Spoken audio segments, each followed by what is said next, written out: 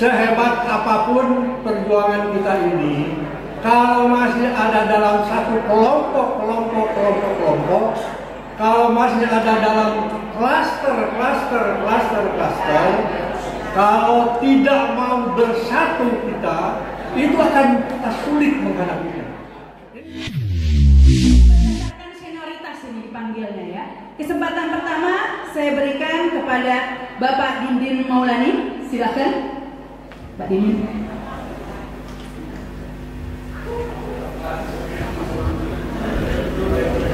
Terima kasih, Mbak Rahmat. Ya, itu kelebihan dari Mbak Rahmat sebagai moderator merangkap orator dan kompor. Jadi senang ya, kita sebagai narasumber sudah dipanaskan ya Pak ya. Assalamualaikum warahmatullahi wabarakatuh.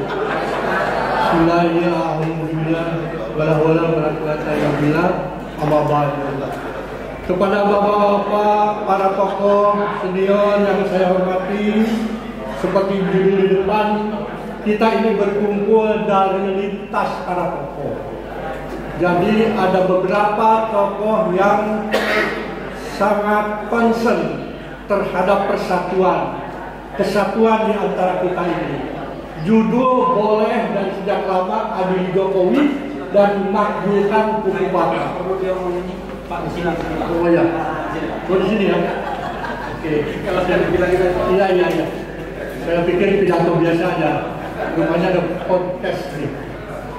Jadi seperti tadi saya katakan bahwa yang hadir di sini baik para narasumber yang saya hormati maupun bapak-bapak sekalian, ibu sekalian yang hadir di depan ini semua para tokoh, kami mengundang dari beberapa kemarin pertemuan beberapa tokoh, ada yang perlu dievaluasi oleh kita bersama.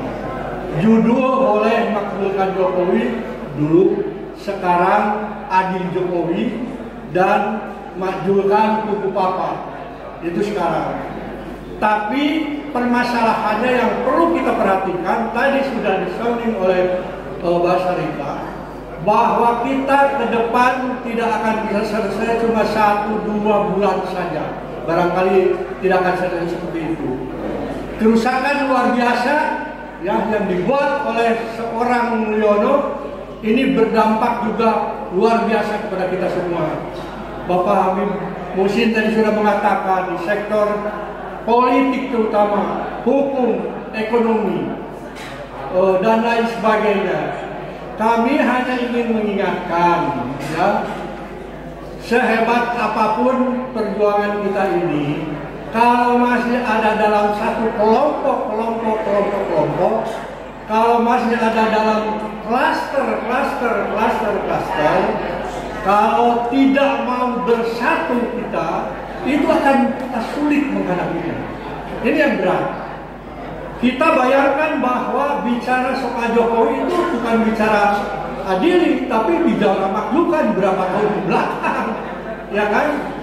Masih bercokol dan masih berjaya dalam tanda kutip, termasuk juga kubu Papa. Di mana-mana kita mengadakan sebuah forum untuk melawan rejim yang dolim itu. Di mana-mana dan siapa, banyak sekali para tokoh kumpul di situ. Hari ini saya kumpulkan lintas dengan saya, kami para panitia kumpulkan para lintas tokoh, bukan hanya narasumber tapi di depan ini semua. Maksudnya untuk membuat satu kesatuan, satu frekuensi yang sama, satu komitmen bersama untuk melawan dan menyelesaikan judul di depan ini. Itu yang paling penting. Dan kita tahu, bayangkan seperti seorang Said Didu kemarin, bagaimana dia dicoba untuk dikriminalisasi.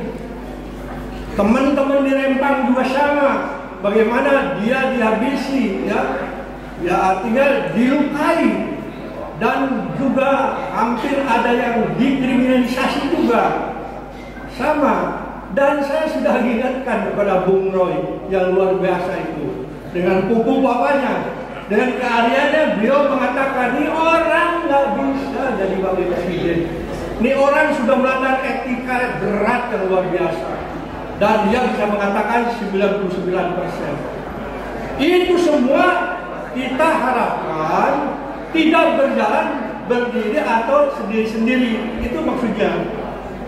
Pak Said Didu jangan sampai beliau sudah sepuh, ya tiba-tiba ya dengan kehebatannya, tapi dicoba dikriminalisasi. Itu jangan sampai terjadi.